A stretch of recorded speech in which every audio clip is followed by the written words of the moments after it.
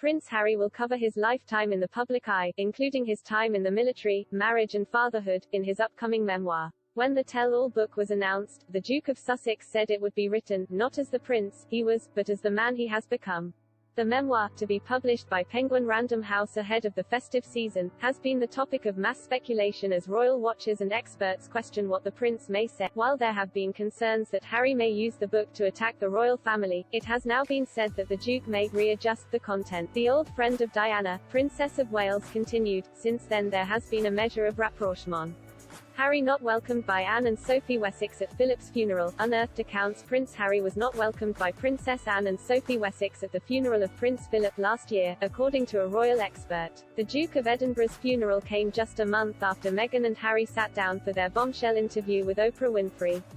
Why was Prince Harry allegedly not welcomed at the funeral? Find out here. We saw it at the Jubilee. There was a bit on an attempt by Harry to sort of wind it down a bit. He may want to readjust what all these things must be going through his mind. However, another royal expert has claimed that the book may not even be made up of Harry's words, and instead, the prince could use the words of his wife Meghan Markle and ghostwriter J.R. Moehringer to fight his family battles. Robert Lacey, a distinguished royal biographer, told Clive Irving and the Daily Beast this week, the power of Harry's book will lie in the emotional experience, but not as lived through his eyes. It will derive its impact through the applied eye of Moehringer. When Harry talks about the genetic pain and suffering that gets passed on, he sounds to me more like Moehringer than Windsor. Lacey linked the influence of Moehringer with that of Meghan, two tough Americans imprinting their own radical thought patterns onto a malleable young Brit who uses their words to fight his family battles. However, Mr. Irving, author of The Last Queen, disagreed.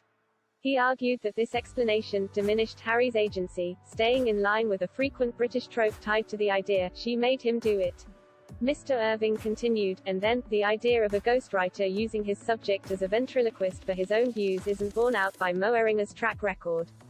He wouldn't need to take his own axe to the Windsors, even if so inclined, which is unlikely, because Harry's disaffections are already well aired. What is more, the impact of this book will be formidable because Moehringer's craft will lift it above the ghost's usual device of giving a celebrity a fluency that they don't have, while avoiding any real substance. Some commentators have suggested that Harry may use the book to attack the royal family, with particular members of the firm being pointed out as potential collateral damage. Writing in his column for the Daily Mail, Richard Kay said, the royal family, are particularly nervous about his attitude towards Harry's stepmother, the Camilla, Duchess of Cornwall, the woman who many of the late princess's supporters still blame for the collapse of the Charles-Diana marriage. Meanwhile, Ingrid Seward, editor-in-chief of Majesty magazine, claimed that Harry's older brother Prince William stands to be hurt the most by any bombshells Harry might drop in the book. She told GB News last month, William is probably the one that will come out of this worst of all because there is a row between William and Harry, and basically if Harry says things that are inappropriate about the monarchy, that is William's future. It's not Harry's future, he is out of it now, but it is William's future. However, Mr. Irving believes that one of the most underreported parts of Harry's life will be an important role in the book.